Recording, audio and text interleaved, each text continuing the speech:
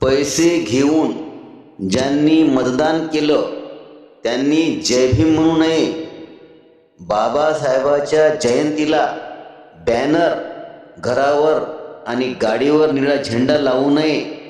तसेच 6 डिसेंबरला पानगाव चैत्यभूमी नागपूर येथे जाऊन बाबासाहेबांचा अनुयायी असल्याचा दिखावा करू नये.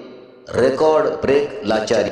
मुख्यमंत्र्यांनी दिलेल्या फक्त 1500 रुपयाच्या आश्वासनामुळे प्रत्येकजणच अचानक लाडकी बहीण झाली आहे.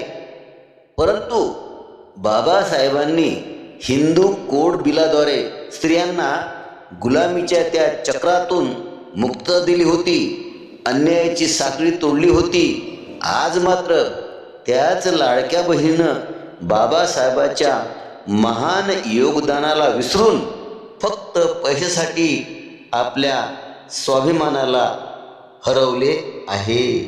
आपल्या स्वाभिमानाला हरवले आहे.